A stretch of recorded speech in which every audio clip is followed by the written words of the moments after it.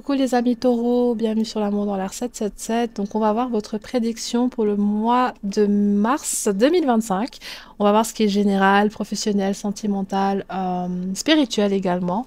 Donc je vous invite à trier, garder ce qui vous concerne et laisser le reste aux autres parce que forcément quand c'est général, il n'y a pas tout qui peut vous parler. Donc on commence avec le général, l'énergie générale pour vous en mars 2025. Donc on a cette carte, c'est la reine d'épée, mais je vais voir dans quel sens elle est tombée. Ok, à l'envers, bon. La reine d'épée à l'envers. Oh, mes chers amis taureaux, je sens que vous vous prenez la tête pour un truc. Il y a un truc pour lequel vous vous prenez la tête. Est-ce que c'est une femme ou un homme, hein? Est-ce que c'est une personne? Ou alors est-ce que c'est une situation? Il y a quelque chose qui vous prend la tête en mars de manière générale, de ce que je vois. Et puis j'ai l'impression aussi que il y a des informations que vous ne pouvez pas avoir accès tout de suite. Et ça vous frustre. Il y a des informations que vous n'arrivez pas à avoir accès. Ça vous frustre. Et vous êtes impatient par rapport à ça. Mais peut-être que c'est pour votre bien. Ou alors que c'est juste pas le moment. On va compléter hein, les cartes du tarot après avec les oracles. Mais du coup, c'est ça qui ressort pour le général. Ensuite, pour le professionnel, nous avons la carte de la tour. Donc, au niveau professionnel, pour certaines personnes, vous pouvez démissionner. Pour d'autres personnes, il y a quelque chose en lien avec quelque chose d'inattendu au travail. Il y a une information inattendue en lien avec votre profession, en lien avec votre investissement, vos revenus. Peut-être que vous recevez une facture que vous ne attendez pas. Il y a aussi quelque chose en lien avec... ouais, peut-être que vous avez fait confiance à quelqu'un et puis quelque chose s'est mal passé en fait dans votre cadre professionnel, dans vos collaborations professionnelles. Donc de ce que je vois, il y a quelque chose qui est pas simple là. Quelque chose d'un peu complexe qui vous prend la tête et pour lequel vous voulez trouver une solution, mais que vous n'arrivez pas accès à tous les tenants et aboutissants de la situation, puis ça vous frustre pas mal. Ensuite, au niveau sentimental, alors on a le page de coupe à l'envers, mais on va voir dans quel sens. Ok, à l'endroit. On a le page de coupe à l'endroit, du coup. Donc, une nouvelle rencontre. J'ai l'impression que c'est quelque chose d'assez... ça a l'air d'être temporaire, de ce que je vois. Un coup de foudre, quelque chose d'assez intense. Mais le problème, c'est que vous allez vite un peu faire le tour de la situation. Et vous allez sentir que, bon, cette personne, je l'apprécie, mais je ressens pas une ambiance de toi et moi, on va faire long ensemble. Soit parce que justement, vous avez connu de la trahison ou quelque chose en lien avec le manque de confiance dans vos partenariats. Il y a un truc en lien avec des frères et sœurs, c'est pas pour tout le monde, mais il y a un truc en lien avec des frères et sœurs où on comptait sur vous, mais vous pouvez pas compter sur les gens. Et donc là, avec cette personne, vous êtes tout de suite en mode ouais, bon, calme-toi, calme-toi. On s'entend bien, intimement, sexuellement, c'est sympa, mais doucement. Et pour ceux qui sont en couple, de ce que je vois, il y a des choses qui remontent à la surface.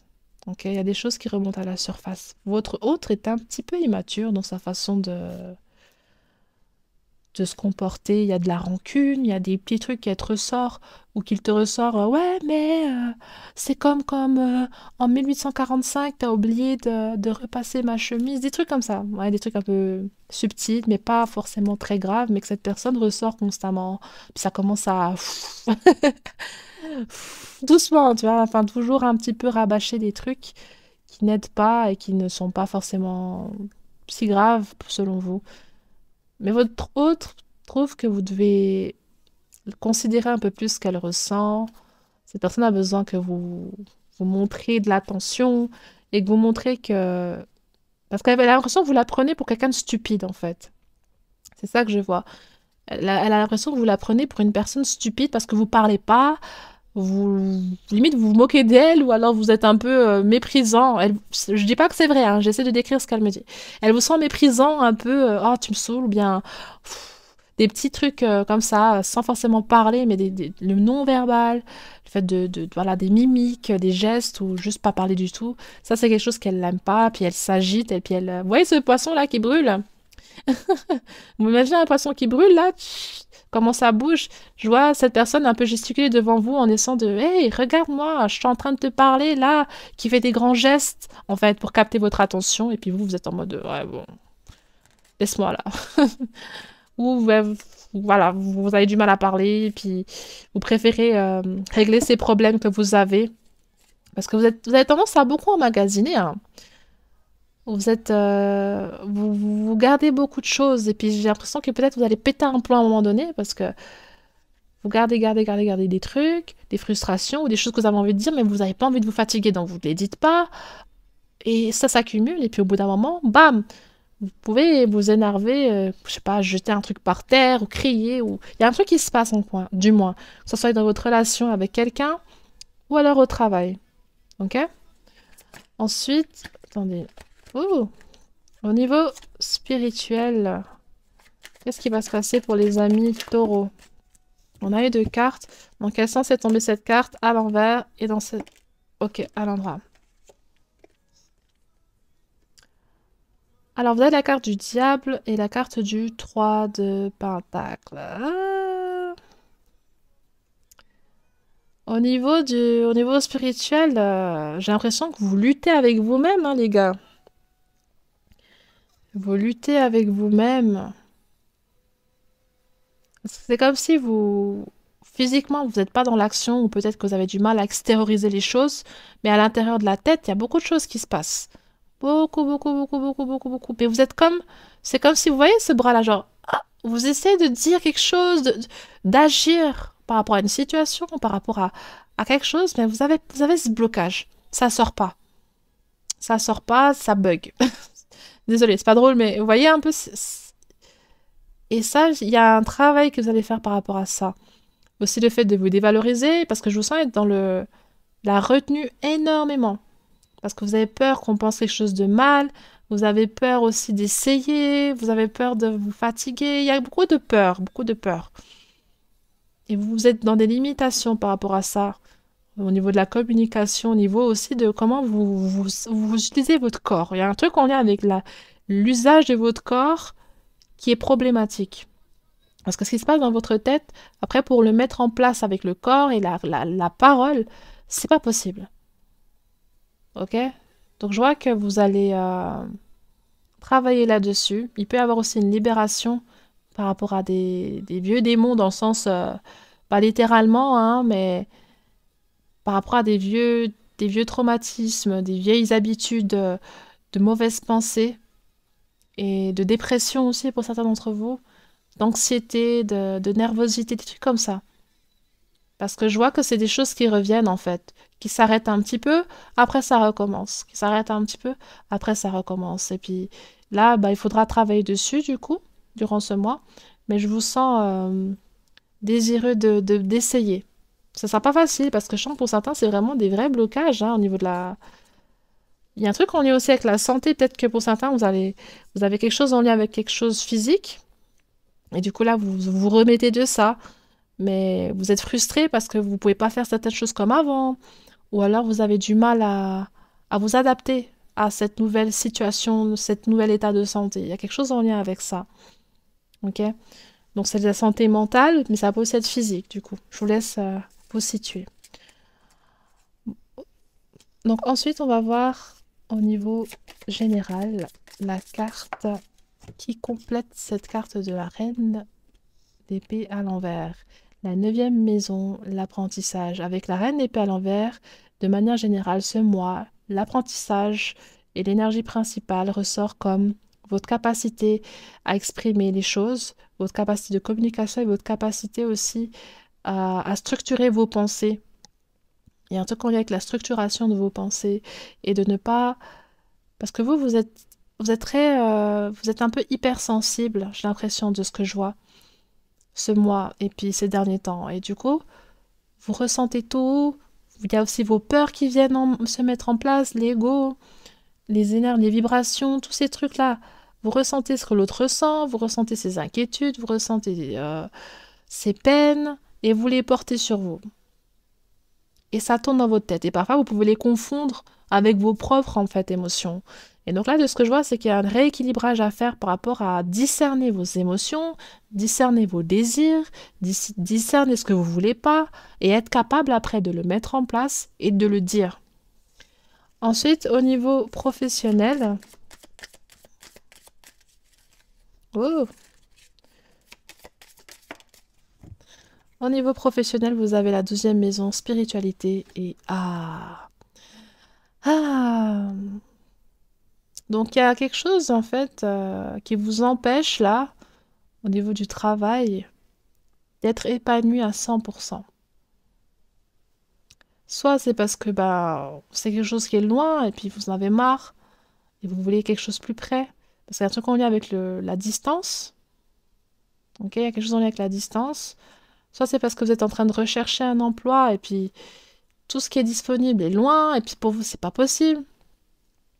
Pour d'autres, ça me parle aussi du fait peut-être que bah oh, pour certaines personnes, il y a des choses qu'on vous a toujours imposé de faire. Ça peut être des études ou peut-être suivre l'entreprise familiale ou des choses comme ça.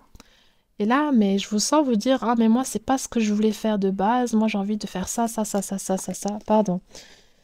Et je vous sens vouloir le dire ou changer quelque chose. Attendez. Voilà. Donc vous allez aller à la contre-courant de votre famille, à contre-courant de vos habitudes religieuses, de vos habitudes culturelles. Il y a un truc contre lequel vous allez contre ça. Parce que vous vous êtes forcé, vous êtes allé dans le sens du truc, vous avez suivi le truc, vous avez suivi en fait cette coutume-là, cette spiritualité-là, cette éducation-là, tu dois faire comme ça parce que ton père, ton grand-père a été, vous voyez? Ta grand-mère a été et tout et tout. Vous faites parce que c'est comme ça, parce que c'est la religion, ou peu importe, je vous laisse interpréter. Vous le regardez, gens, je ne sais pas. Mais en tout cas, il y a un truc pour lequel vous voulez vous défaire et vous allez aller contre certaines choses parce que vous voulez être vous-même. Et vous le ressentez au fond de vous, ça vous pèse, c'est pas facile, mais là, il est temps pour vous de le dire. Et ça va être difficile parce que bah c'est quelque chose que vous n'avez pas l'habitude. Et puis j'ai l'impression que vous ne voulez pas frustrer, vous ne voulez pas vous mettre des gens à dos, vous ne voulez pas être jugé. Donc beaucoup de peurs encore viennent vous freiner par rapport à ça. Donc il y a un peu une lutte entre faire ce qui vous plaît ou faire ce que les gens ils veulent que vous fassiez. Au niveau sentimental, nous avons la 6e maison, le travail et la routine. Oh, intéressant de tomber ça au niveau sentimental. Donc comme je vous ai dit, bah, pour ceux qui sont en couple, ça me parle encore de cet autre, votre compagnon, votre compagne, où les choses sont comme d'habitude, et puis vous avez l'impression que cette personne, elle répète les mêmes choses tout le temps, elle se plaint tout le temps, elle fait toujours les mêmes actions qui ne vous permettent pas d'évoluer. Puis vous allez essayer de lui dire pour pas que pour qu'elle comprenne un peu que bah, y a pas besoin de prendre les choses mal, d'être rancunier par rapport à certaines choses ou de pas comprendre que vous faites des efforts aussi. J'ai l'impression que vous dites mais tu remarques pas moi aussi ce que je fais. Il faut toujours que ça soit plus, il faut toujours que ça soit plus. Enfin, je vous vois un peu discuter avec votre autre parce qu'il y a une sorte de frustration chez cette personne et de rancune par rapport à votre investissement et par rapport à ce que vous dégagez comme envie en fait. Cette personne a l'impression elle vous fait chier en quelque sorte. Et de ce que je vois là, ben vous, ce qui va aussi beaucoup plus vous prendre la tête, c'est votre situation personnelle, parce que vous allez être un peu plus en retrait de ce que je vois, et puis cette personne, elle va essayer d'attirer votre attention parce qu'elle va vous sentir un peu distant, un peu bizarre. Et puis vous, bah, vous allez peut-être pas forcément tout de suite lui dire, elle va s'énerver. Puis vous, après, vous allez dire, mais c'est pas contre toi, c'est juste que là, j'ai besoin de calme, j'ai besoin de trouver des solutions. Et puis voilà. Puis ce sera les petits mots comme ça que vous allez réussir à dire, que cette personne, ça va la calmer, elle va comprendre. Mais c'est vrai qu'elle a ce caractère où elle a besoin d'être rassurée parce que ça peut être un poisson, hein, parce qu'il y a un truc vraiment en lien avec le poisson qui ressort beaucoup. Quelqu'un d'assez émotif, hein, quelqu'un de très qui a besoin d'être materné aussi. Il y a quelque chose comme ça qui ressort. Et pour les personnes célibataires, bah, comme je vous ai dit, de ce que je sens, bah, vous allez être assez clair avec les personnes que vous allez rencontrer, surtout une. Vous allez dire que votre priorité, c'est le travail et c'est votre réussite personnelle. Ou alors, du moins, elle va le comprendre naturellement. Vous allez pas vous sentir vous projeter très loin avec cet homme ou cette femme. Ensuite, avec la carte du diable et, et le 3 de Pentacle au niveau spirituel. C'est marrant parce qu'il y a quelque chose en lien avec des peurs en lien avec la sorcellerie, la magie, des trucs comme ça. Peut-être que vous avez peur que quelque chose vous est arrivé en lien avec ça, pour vous bloquer ou pour... Qu'est-ce qu'on a? La maison et la famille. Hmm. Ouais, mais c'est comme je vous ai dit, vous allez aller contre quelque chose en lien avec votre famille, en lien avec ce qu'on vous a transmis dans les gènes. Il y a un truc en lien avec le sang, la famille, les choses comme ça. Les choses qu'on a toujours fait dans une famille. Sinon, ça me parle aussi de... Il y a un truc en lien avec un karma générationnel. Soit une maladie que la famille transmet, soit quelque chose héréditaire, voilà, une maladie, un, un système de pensée, un système religieux, euh, quelque chose que bah, vous dépendez en lien avec la famille. Il y a un truc en lien avec la famille, très fort là. Et je pense que c'est héréditaire aussi, et spirituellement parlant, du coup, vous avez hérité de certaines choses de votre famille, ok? Et de deux personnes notamment. C'est peut-être vos parents, ça peut être... Si c'est des personnes qui sont plus vivantes, j'ai l'impression que c'est...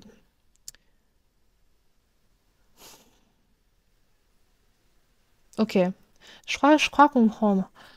C'est pas pour tout le monde, mais je ressens un truc en lien avec une histoire où il y a eu quelqu'un qui a eu des jumeaux, ok?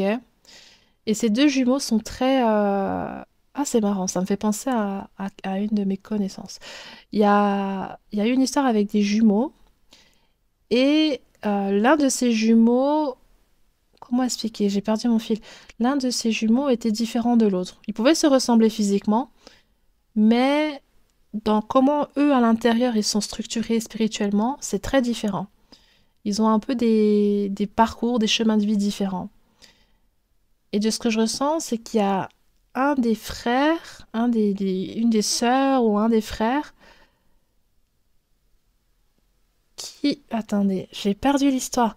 Je suis en train de... J'ai perdu l'énergie, attendez.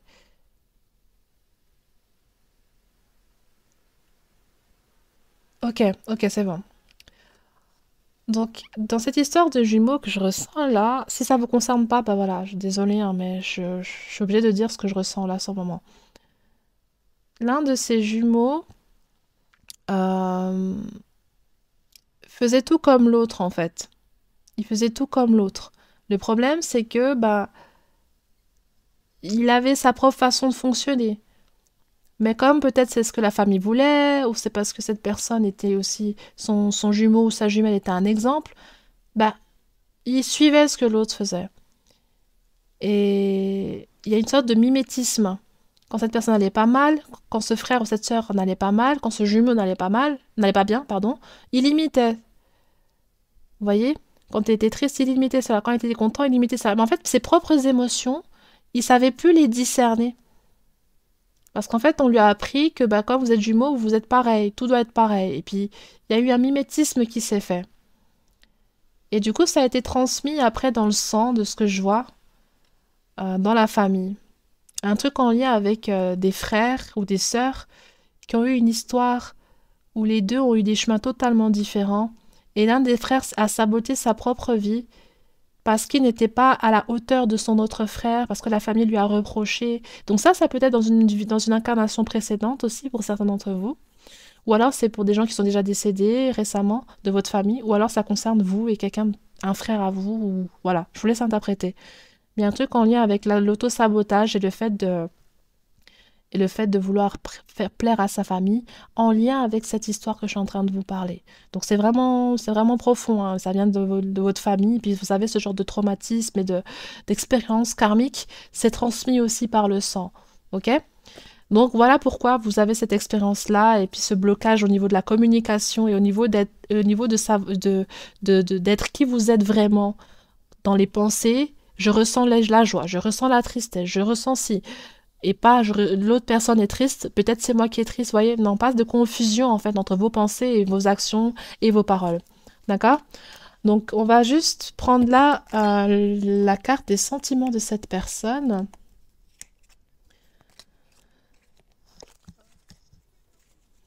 Pour voir, parce que j'ai oublié de le faire. À chaque fois, j'oublie. Je suis désolée.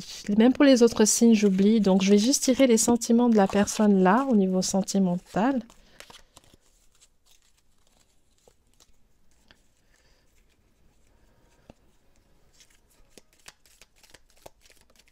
Voilà. Je regarde tes photos sur mon téléphone. Donc, c'est quelque chose en lien avec une relation sur les réseaux sociaux. Pour d'autres personnes, comme je vous ai dit, c'est votre compagnon qui veut attirer votre attention ou alors qu'il y a quelqu'un de possessif et de jaloux, donc qui peut surveiller votre téléphone, qui peut vous envoyer beaucoup de messages, des SMS. Il y a quelque chose en lien avec le fait que cette personne a besoin de, si c'est quelqu'un avec qui vous êtes en couple, hein, a besoin de que vous la remarquiez en fait, a besoin de vous surveiller et vous fait pas confiance ou a pas assez confiance en elle aussi. D'accord? Donc, il y a ces deux situations-là qui ressortent pour ceux qui sont célibataires. Donc, c'est quelqu'un que vous rencontrez sur les réseaux sociaux, puis vous allez vous rencontrer, discuter, échanger. Pour d'autres personnes, et cette personne, elle vous trouve belle d'ailleurs. Pour d'autres personnes, c'est la personne avec qui vous êtes en couple. Cette personne, bah, elle peut vous surveiller. Elle peut surveiller vos téléphones, fouiller vos téléphones et être assez jalouse. Vous avez beaucoup de messages. Enfin, vous voyez, il y a quelque chose comme ça qui ressort pas mal. Il peut y avoir des disputes aussi par téléphone, par message. Si vous êtes au travail, cette personne en a marre. Elle vous écrit parce qu'elle a fait une crise. Enfin, je ressens ce que vous me dites parce que j'ai l'impression que vous la voyez comme une furie, cette personne. Elle est beaucoup plus énergétique, du moins, de ce que je ressens. Donc, je vais juste tirer le message de fin pour vous, mes amis. Nous avons la carte de la prière. Ne te soucie pas de la difficulté de la situation. Tout est possible. Demande, nous sommes à ton écoute. Oh, c'est beau. Vous pouvez méditer aussi, vous pouvez prier, vous pouvez mettre en place toutes ces choses en fait pour pouvoir avoir les idées plus claires aussi. La méditation et la prière, parce que vous voyez là, il y a aussi cette position de méditation là un peu. La méditation, la prière, juste le moment de calme, peu importe, donc n'importe quel contexte. Dès que vous trouvez un état méditatif, un état de paix et de neutralité, les choses aussi peuvent se nettoyer dans votre esprit et peuvent vous permettre de voir les choses avec un regard différent et moins dans l'émotion et ce flux de pensée qui vous bloque. Et plus il y en a, moins vous agissez ou alors moins vous avez vous arrivez à le verbaliser. Et du coup, après, bah, ça vous crée pas mal de stress. Donc là, on vous dit que cette situation va s'arranger, que vos prières sont entendues et vous allez sortir d'une situation compliquée. Vous allez avoir un coup de pouce de l'univers pour vous aider à vous libérer en fait de cette situation qui bloque, que ce soit au travail, que ce soit dans votre famille, que ça soit aussi juste avec vous-même au niveau spirituellement parlant et puis des choses qui vous tirent vers le bas. D'accord? Donc je vous embrasse fort mes amis et je vous dis à bientôt. Bye bye.